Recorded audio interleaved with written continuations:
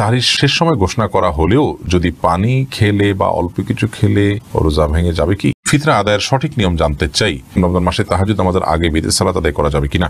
যাকাতের টাকা দিয়ে কি এতিমখানায় এতিমদের ইফতার করানো যাবে? জুমার দিন মহিলারা কয়টা বাজে জোহরের নামাজ পড়তে পারবে? তারাবির নামাজ না পড়লে কি রোজা হবে? যে সর্বনিম্ন কত নগদ অর্থ বা স্বর্ণ থাকলে জাকাত ফরজ হয়? শরীরে রক্ত বের হলে কি রোজা ভাঙা হবে? রমজান মাসে বিতরের সালাত কি ইমামের পিছনেই পড়তে হবে নাকি একাও পড়া যাবে? জাকাতের টাকা দিয়ে কোনো এতিম বিধবার ঘর করে দেয়া যাবে কিনা? স্বপ্ন দর্শন হলে রোজা ভেঙে যায় কিনা? রোজা রেখে তরকারির লবণ টেস্ট করে থুতু ফেলে দিলে কি রোজা ভঙ্গ হয়ে যাবে? বিয়েতে পাওয়া স্বর্ণের কি জাকাত দিতে হবে? রোজা থেকে ঘুমের মধ্যে স্বপ্নে কিছু খেতে দেখলে কি রোজা নষ্ট হবে? যে দোকানদার রোজা রাখে না তার দোকানের কোনো খাবার কি খাওয়া যাবে? ছোট বাচ্চা থাকা 20 রাকাত তারাবি নামাজ পড়তে পারে, কষ্ট হয়, সেক্ষেত্রে নামাজ কমিয়ে পড়া যাবে কিনা? কাশফি ইসলাম লিখেছেন, আমার মেয়ের বয়স 11 বছর 4 মাস। আমার মেয়ের রোজা কি ফরজ হয়েছে? মেয়ের প্রতি মাসে পিরিয়ড হয়। জি বোন, অবশ্যই আপনার মেয়ের রোজা ফরজ হয়েছে, তাকে রোজা রাখতে হবে। শারমিন আক্তার আপনি লিখেছেন, রোজা রাখা অবস্থায় কি মুখে স্নো পাউডার ব্যবহার করা যাবে? যাবে, কোনো অসুবিধা নেই, কারণ রোজার কোনো ক্ষতি হবে না। তবে আপনার ঠোঁট হয়ে এটা যেন মুখে না যায় সেটা যেন আপনি চেষ্টা করবেন। আয়েশা সিদ্দিকা, ছোট বাচ্চা থাকা 20 রাকাত তারাবি নামাজ পড়তে পারে, কষ্ট হয়, সেক্ষেত্রে নামাজ কমিয়ে পড়া যাবে কিনা? কখন আপনি অসুবিধা হলো কম পড়লেন, কোনো অসুবিধা নেই। নফল যেহেতু এটা আপনার অসুবিধার কারণে আপনি একটু কম পড়লেন বা ভেঙে ভেঙে পড়লেন, এই সুযোগগুলো কিন্তু আছে। সাজিদুর রহমান লিটন আপনি লিখেছেন, রোজা থেকে ঘুমের মধ্যে স্বপ্নে কিছু খেতে দেখলে কি রোজা নষ্ট হবে?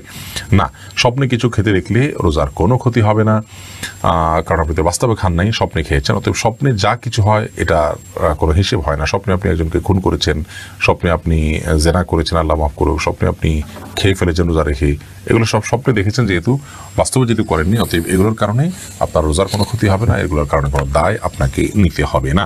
এরপরে এমডি সালাউদ্দিন আহমেদ আপনি লিখেছেন, যে দোকানদার রোজা রাখে না তার দোকানের কোনো খাবার কি খাওয়া যাবে? খাবারটা আপনি কি খাচ্ছেন সেটা বিষয়, কার কাছ থেকে খাচ্ছেন সেটা বিষয় নয়। যিনি রোজা রাখছেন না তিনি গুণাগার হচ্ছেন, তিনি পাপিষ্ঠ হচ্ছেন, তার পাপ তাকে পাবে।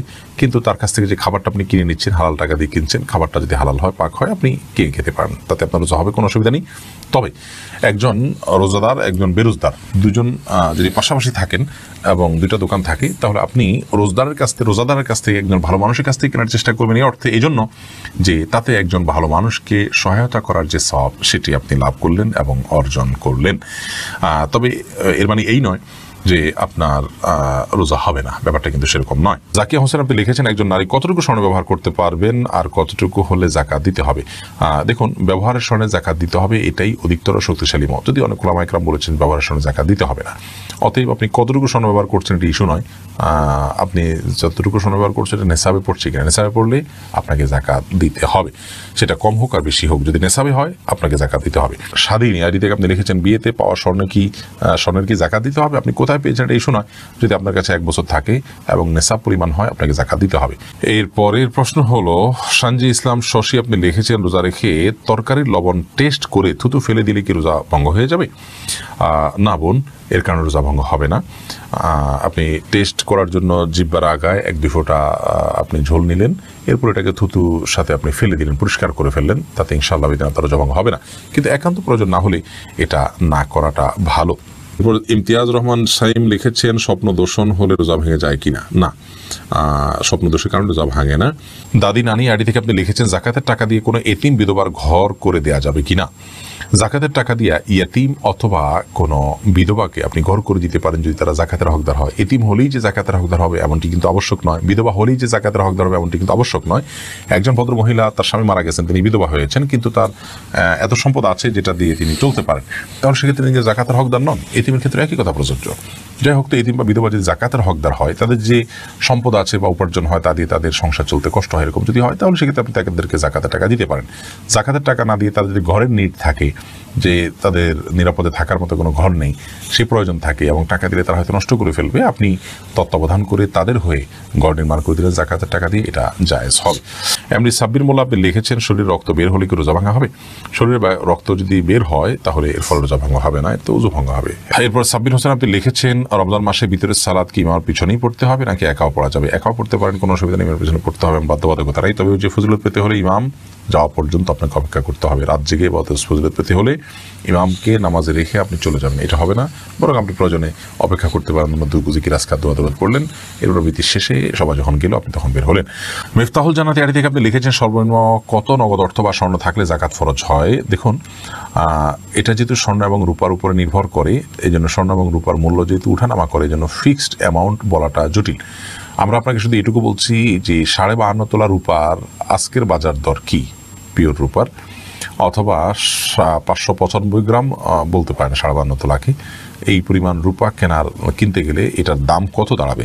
যেই টাকাটা এটার দাম হবে সেই পরিমাণ টাকা আপনি এর টাকার যদি আপনি মালিক হন, তাহলে সেই টাকা যদি আপনার কাছে 1 বছর থাকে তার উপর আপনার জাকাত আসবে, আদারওয়াইজ আপনার উপরে জাকাত আসবে না।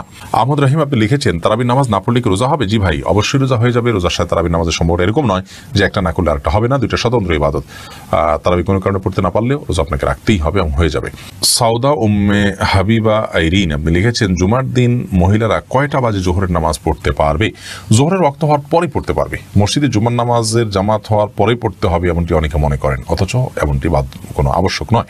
আপনি চাইলে জুমার নামাজের আগেও, অর্থাৎ ওয়াক্ত হয়ে গেছে জোহরের 12টা 1 মিনিটে, আজকে জোহর ওয়াক্ত হয়ে গেছে, এরপর থেকে আপনি বাসায় জোহর পড়তে পারেন। শিমু খান আপনি লিখেছেন জাকাতের টাকা দিয়ে কি এতিমখানা এতিমদের ইফতার করানো যাবে? ইফতার করানোটা তখন জায়েজ হবে যখন ইফতার করার কোনো ব্যবস্থা গরিবের নাই, তখন আপনি জাকাতের টাকা দিয়ে সে অ্যারেঞ্জ করলেন। মূলত জাকাতের টাকা তাদেরকে দিয়ে দিবেন, তাদের প্রয়োজন অনুযায়ী খরচ করবে। আপনি নিজে আইটেম ফিক্স করে দিবেন না যে জাকাতের টাকা দিয়ে তুমি এটাই করো। অনেকে হয়তো মনে করেন যে এটা আমি ইফতার করালাম, এটা একটা মানে দৃশ্যমান কিছু হলো, তাহলে সেক্ষেত্রে তো এটি রিয়া হয়ে গেল, লৌকিকতা হলো, এটি তো গুনাহের কারণ হতে পারে। বরং অতএব এই বিষয়ে আমাদের সাবধান থাকতে হবে। তাহিয়া আপনি লিখেছেন সাহরির শেষ সময় ঘোষণা করা হলেও যদি পানি খেলে বা অল্প কিছু খেলে রোজা ভেঙে যাবে কি? সাহরির সময় শেষ, এটা যদি আপনি নিশ্চিত হন টাইম শেষ হয়ে গেছে, তারপরে যদি আপনি পানি অথবা মেডিসিন বা যাই খান, অল্প যদি খান, তাতে রোজা ভাঙা হবে এবং এই রোজাটা আপনাকে পরবর্তীতে রেখে দিতে হবে। এমনি মিজানুর রহমান মিজান লিখেছেন রমজান মাসে তাহাজ্জুদ নামাজের আগে বিতির সালাত আদায় করা যাবে কিনা? সর্বাবস্থায় বিতির নামাজ সর্বশেষে পড়তে হবে। আপনি তারাবির পরে যদি রাতে তাহাজ্জুদে আরও কিছু নামাজ পড়বেন আপনার ইচ্ছা থাকে, তাহলে সেক্ষেত্রে আপনি শেষে বিতির পড়বেন। মিনি বয় করিম আপনি লিখেছেন ফিতরা আদায়ের সঠিক নিয়ম জানতে চাই, সঠিক সময় জানতে চাই। ফিতরা আদায়ের সঠিক সময় হলো চাঁদ উঠেছে শাওয়াল মাসের, অর্থাৎ ঈদের চাঁদ উঠেছে তখন থেকে নিয়ে ঈদের নামাজের আগ পর্যন্ত, এই টাইমটার মধ্যে, রাতের মধ্যে, সকালের আগে আগে আপনি গরিবের কাছে পৌঁছাবেন। এটা হলো ফিতরা আদায়ের মূল টাইম। এই সময়ের মধ্যে এত অল্প সময়, শর্ট টাইমে ফিতরা আদায় করা যদি কঠিন হয় মনে হয়, তাহলে 2-1 দিন আগেও ফিতরা আদায় করাকে জায়েজ বলেছেন ফুকাহায়ে কেরাম। তবে কোন অবস্থাতেই ঈদের নামাজের পরে আদায় করলে সেটি জায়েজ হবে না, যেহেতু হাদিসে সুস্পষ্টভাবে ব্যাপারে বক্তব্য রয়েছেন। নবী সাল্লাল্লাহু আলাইহি ওয়াসাল্লাম বলেছেন ফামান আদ্দাহা ক্বাবলা আল সালাহ, যে ব্যক্তি ঈদের নামাজের আগে ফিতরা আদায় করলো ফাহিয়া মাকবুলাহ, তাহলে সেটি ফিতরা হিসাবে আল্লাহর কাছে গ্রহণযোগ্য হবে ইনশাআল্লাহ। আর ওয়ামান আদ্দাহা বাদাস সালাহ, যে ঈদের পরে আদায় করবে, ঈদের নামাজের পরে, ফাহিয়া সাদাকাত মিনাস সাদাকাত, তাহলে সেটা অন্য 10টা সাদকার মতো একটা সাদকা বা দান হবে, এটা কোনো ফিতরা হিসাবে বিবেচিত হবে না।